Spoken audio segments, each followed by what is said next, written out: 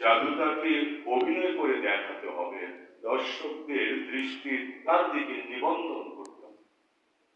আরেকটি হলো নৃত্যশিল্পী, তার মুদ্রা, হাতের মুদ্রা, পায়ের মুদ্রা সব দেখাতে হবে।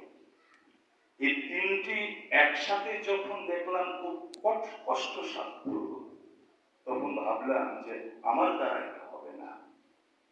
আমি একটিকে বেছে নিলাম, সেটা হলো অভিনয়। অভিনয়ে যদিও এ পর্যন্ত 2000 নাটকে অভিনয় করেছি, 351টি সিনেমায় অভিনয় করেছি, এখানেও কেন যেন জাদু আমার ইচ্ছা, কারণ হুমায়ুন আহমেদ স্যারের 45টি নাটকে আমি অভিনয় করার সুযোগ পেয়েছি এবং তিনি একজন জাদু শিল্পী। তার সাথে যখনই বসতাম জাদু নিয়ে কথা বলতে। আমি সরকারিভাবে জাদু দেখানোর সুযোগ পেয়েছি চীন, হংকং, অস্ট্রেলিয়া, দুবাই, ভারতে। আর আমার সৌভাগ্য হয়েছে 3 জন সরকার প্রধানের সামনে জাদু দেখানো। মাননীয় প্রধানমন্ত্রী শেখ হাসিনা, সাবেক মাননীয় প্রধানমন্ত্রী খালেদা জিয়া এবং সাবেক রাষ্ট্রপতি হুসাইন মোহাম্মদ এরশাদ।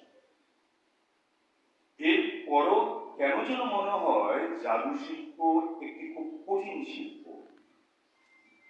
তাই এটাকে আপনারা যারা জাদু দেখান তাদেরকে একটু সচেষ্ট হতে হবে, ভালো অভিনেতা হতে হবে, ভালো উপস্থাপক হতে হবে, ভালো নৃত্যশিল্পী হতে হবে, এবং জাদুর একটা পরিণতি বোধ আছে। আপনি শুধু টেনে বড় করলে হবে না, আর মঞ্চে কোথায় আপনাকে জাদু দেখাতে হবে তা কিন্তু দেখতে হবে যে মঞ্চের মাঝখানে আপনাকে জাদু দেখাতে হবে। জাদুর আরো বিষয় আছে, সে শিল্প নির্দেশক, তার যন্ত্রপাতি যেটা আছে সে কিন্তু শিল্প নির্দেশনা করে, এই যন্ত্রগুলি কিন্তু আকর্ষণীয়। আর যদি আপনি মিউজিকের সাথে জাদু দেখান, মিউজিককে বেছে নিতে হবে আপনার জাদুর উপযোগী, তাহলেই কিন্তু আপনি জুয়েলাইজ হতে পারবেন।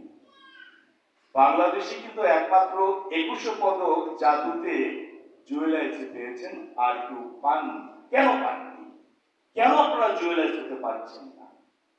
জুয়েলাইজের কাছ থেকে শিখতে পারেন, তাকে দেখে অনুসরণ করতে পারেন, এবং এই সকল ব্যক্তিত্বকে অনুসরণ করা কিন্তু সৌভাগ্যের ব্যাপার।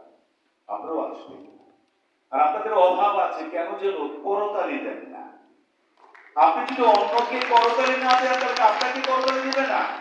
আমরা যারা শিল্পী, আমরা যখন করতালি দেন আমরা উৎসাহ বোধ করি, আমরা যখন নাটক করি যখন ভিউয়ার্স বেড়ে যায় আমরা উৎসাহ বোধ করি, যখন নাটক দেখলে বলেন যে ওই নাটকটা আপনার নিশুর সাথে অথবা অপূর্বর সাথে বা তানজিদের সাথে ভালো হয়েছে, আমরা উৎসাহিত বোধ করি নাটক করতে। কিন্তু আপনারা কেন করতালি দেন না? আমি এটা বলছি, করতালি দিবেন।